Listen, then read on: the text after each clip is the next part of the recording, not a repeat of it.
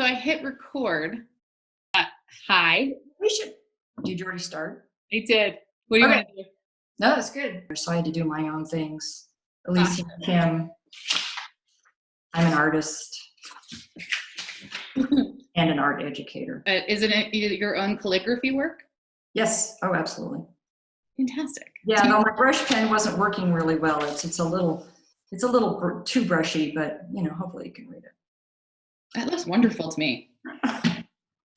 Hi, welcome. Thank you so much for doing this. We're doing videoed Zoom artist talks because the Firehouse Gallery is closed until we think closer to the end of April. So we're actually extending our book arts presentation, and as Alicia McKim, thank you, has graciously agreed to do a video with us about herself, her artistic practice, and the work in the show.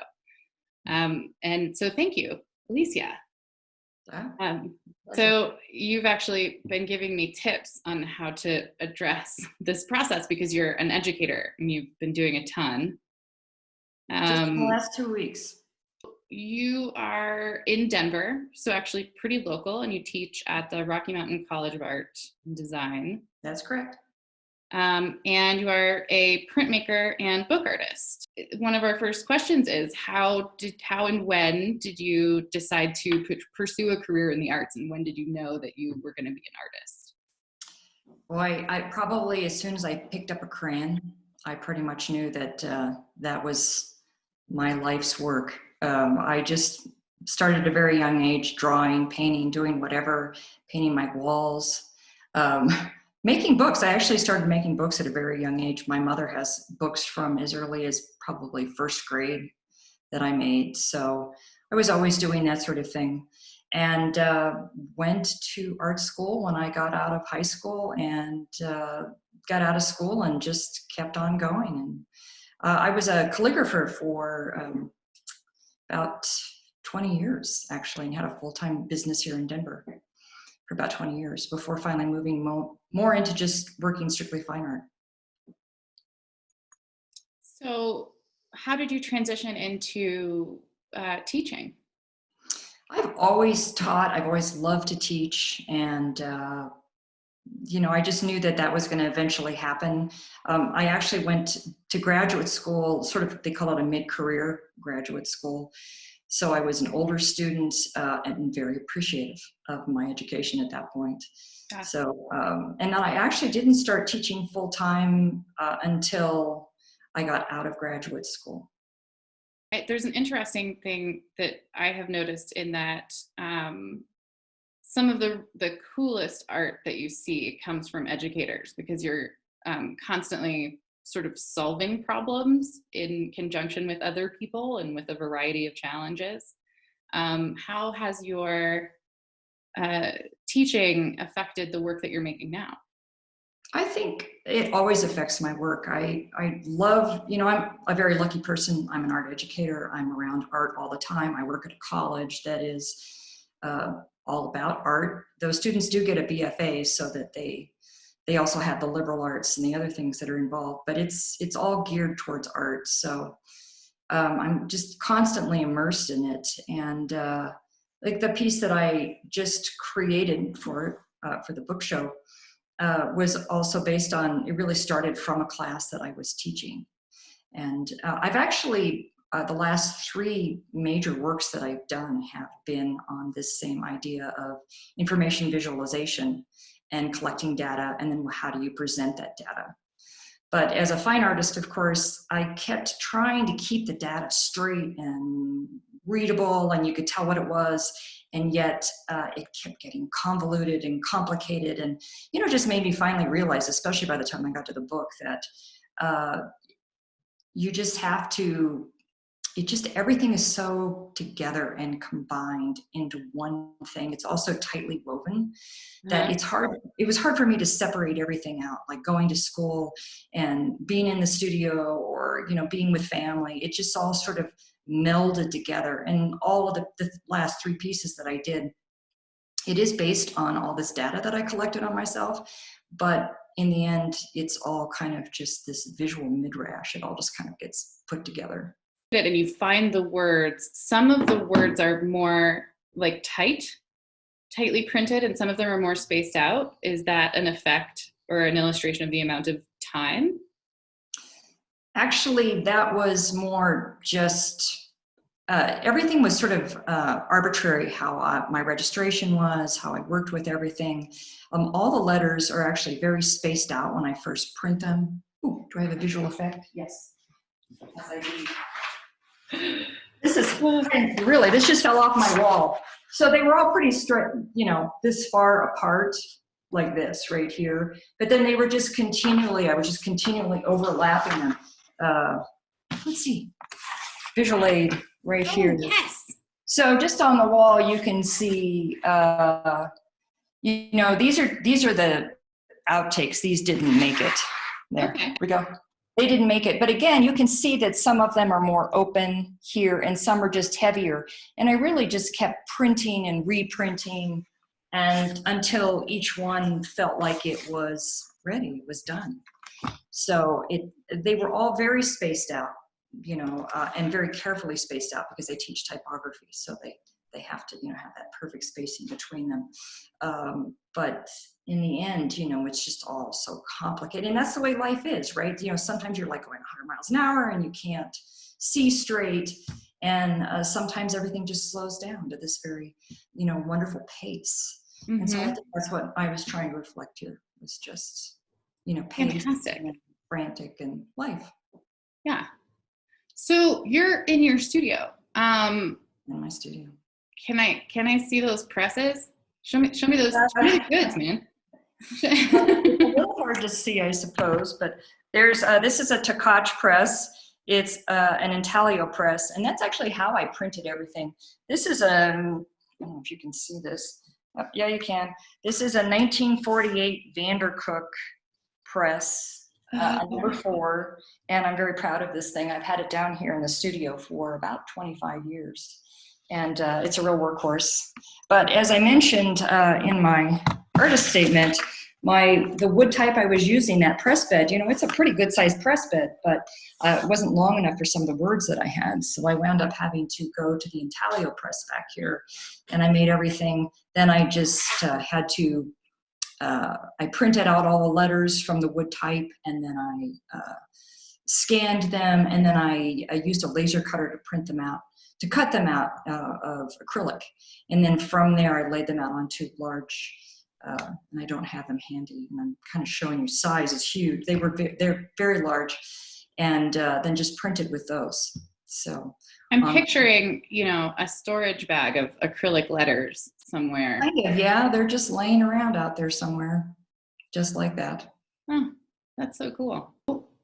Thank you for kind of running through the process and having those example pieces so handy. That's so neat. I'm going to turn back to my list of questions. Okay. We sort of touched on this a little bit, but I'll circle back, and it always fascinates me. In the full kind of range of your work, and we talked about the piece in the show, but to what extent is your work planned from the beginning? Do you kind of have an exact idea of how it's going to look when it's done, or do you adapt as you go? How does that kind of work? I think it's probably a combination of both. I have a pretty good idea of what it's going to visually look like. And then of course, you know, it always takes on a life of its own as you work through it. It kind of has to. I used to be a real control freak about my work. And I think as I've gotten older, it just kind of let go, and things just kind of evolve as they evolve. But a lot of times the structure is very intact. So usually I know what the structure is going to be, and then the printing is really, really what changes and evolves more than anything. Because I really print more like, I almost want to say like a painter, because I'm constantly applying color over and over again, as opposed to just saying, I'm going to have color here and I'm going to have color here, and you know, this color goes over here. I don't do that. It's just, it all kind of, it's very fluid how I work. So. Do you feel like that's a skill set that has come with experience? I mean, I kind of feel like Yeah, probably. Probably Okay. experience, getting to know the medium, knowing the medium that you're working with. Hmm. Yes, and then, but also too, lately my work has become very large and more sculptural. In fact, the book that I did is the smallest thing I've done recently. And you know, when you're approaching galleries or you're approaching art centers, you have to really show them this is what it's going to, even if you don't have it yet. You know, this is what it's going to look like. Here it is, and of course, the imagery is going to change, but it's going to take up this much room. It needs to be hung this way. This is, you know, giving them examples of what it looks like. Oh, this is one of my other favorite questions. As a curator, I'm kind of a nerd. Um, can you talk a bit about how your understanding of art history relates to your own practice, and if there are any particular artists or movements that inspire you?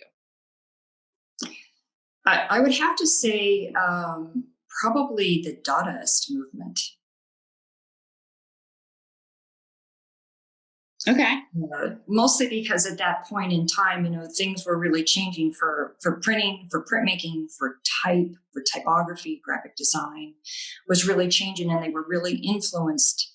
All these, all this media was influenced by the Dadaists, who really discarded the ideas and the norms that we had about not only about society and all that, but also about how to make art and how we created art and how we worked with type, especially. And so, I mean, so much of my work has type in it that it's that same idea of letting everything go and just, you know, it's like what I just showed you on the wall here. That's not too different from a typical Dadaist approach, just kind of throwing everything out there and let's see how it looks when we put it together. So that's probably my favorite. And any one particular artist, God, I just can't. There's so many artists. What other artistic medium do you most want to learn or wish you worked in? You know, it's funny. I read through that question that you had asked of us, and you know, I really thought about it, and I just printmaking. That's where I want to be. You know, as I mentioned, I was a calligrapher for a long time. I was a bookmaker for a long time, and didn't start really moving just into printmaking until I was in my 40s. And I still feel like I have so much to learn, that Mhm. I feel like I'm still a neophyte and I'm still working my way through it. And I'm just, ask me in 10 years and I might have a different answer for you. But right now, that's where I'm at, printmaking. But that's fantastic. Congratulations. Okay. Let's see. What do you love and hate about using the material that you do use? Probably, well, what I love is I'm using oil-based ink, and oil-based ink is vibrant, beautiful. I work with lithography inks so that the color is very saturated, and you can work very transparent, clearly with the letters. Mhm. And all my work is like that. I love the idea of just, I call it the glow factor, when you can get all your colors working just right.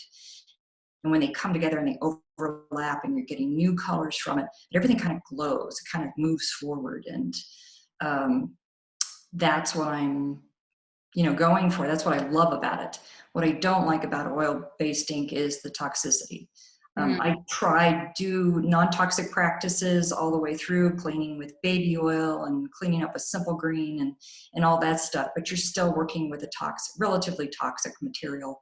And in my very confined studio, you can really smell it if I've got all the doors closed, and you know, if I leave the room and I come back, it's like, whoa, I've been hit with, you know, the oil-based ink smell. That's probably my least favorite thing. Are you able to open those windows? Oh yes, Okay. absolutely. But you know, in the dead of winter, that's not a good thing. Right. It's cold down here anyway. I work in the basement, and I love this room because I call it the womb room. Because you know, you just kind of get in here and I get the heat going and it's nice and warm in here, and you know, it's a good place to be. Yeah, I'm impressed by how clean and organized your space is. That has to do with having students. Oh. because they're always not clean and organized, you know, and if Mhm. any of them watch this video, they're going to probably laugh because I'm always after them. And other faculty members always joke about how tidy the printmaking studio is, but, you know, I always feel like there's always stuff left out. So this is just my reaction to that, is just like being a total, keeping everything clean. Of course, you're catching me between projects too. As I mentioned, the book was the last thing that I've created. And then we went into this whole COVID-19 pandemic, and you know, we went from on-ground classes to moving everything online. I'm teaching 2 printmaking classes online. So the last 2 weeks, I've been making a lot of videos. And actually, I have been doing printmaking because I've been doing printmaking demonstrations on videos. But just cleaned up all that. Yesterday was the last day of filming. And I'm through that and ready to get it back into some of my own work, I think. Nice. And I do want to thank you for sending me. We were just casually talking on the phone the other day about the challenges in registration for at-home printing when you don't have a press, and you were ready. You had this resource available and a plan and an idea, and you kindly shared it with me. So I truly appreciate that. It's fantastic. Okay, last couple questions, and these are kind of on our actors studio list. What is your favorite smell? My favorite smell? Oil-based ink. Oh, I love that smell. Yeah. And, you know, it just brings back memories. Isn't that what smells are all about? Nostalgia, bringing back smells. And, oh, I love the smell of bread, or I love the smell of, you know, garlic frying in olive oil. But, you know, I especially, when my students finally get to the point where they're printing and I can walk in the studio and I smell that oil-based ink, and it's like, oh, yeah, that's it. That's work. You know, they're moving along and we're at a good point. So. Awesome. Poetry or prose? I suppose prose, though I used to be more of a following poetry. Kind of fell out of that over the past few years. I think lack of time. So. Name a favorite book or author. It's got to be Jane Austen. As cliche as that may sound, I've just always loved her work, and Pride and Prejudice is by far my favorite book. What type of music do you listen to when you're working, if any? You know, it's funny you'd say that, because I listen to jazz, and I mostly listen to jazz during the day, but I have to admit, at a certain time in the afternoon, if I'm in the studio, I turn it over to NPR and work in the studio and listen to, you know, listen to the news and know what's going on. I also, sometimes if I'm doing something relatively mindless, I like to listen to audiobooks as well. But a lot of times that doesn't work because I need to be thinking in the studio. So, you know, it's easy when you're listening to the news, you can kind of tune in and out and listen to things and not listen to things. What's the audiobook you've most recently listened to? I'm in the process of listening to Desert Solitaire. Anyway, the author, he worked for the Park Service, and it's about the Park Service down in Utah, down where, you know, Arches National Park is, and it's all about that. And right now, I'm just in the very beginning of the book, and he's really just describing the desert and what the desert's like, and he goes through just in great detail about the desert and where he's at, and it's fabulous. Yeah, some books lend themselves to being read aloud and some really do not. So it sort of seems like that's probably a good one. This one, yeah, so far anyway. Cool. Okay. So, I remembered Edward Abbey. Oh, nice. Hey.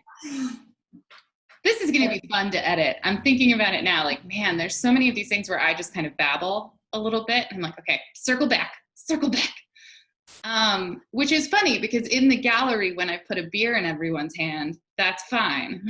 In this particular situation, it's, you know, yeah, it's learning a new thing. So thank you for your patience with me.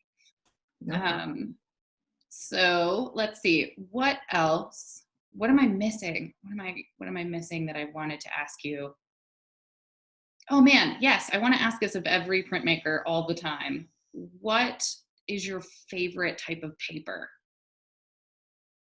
And not just to use, but like sometimes, you know, how you have like this physical reaction to nice paper. Like how do you feel about that? Maybe you feel differently than I do. I've changed over the years about paper. I used to be a real paper freak, and I Mm-hmm. loved paper, and I had a lot of paper. And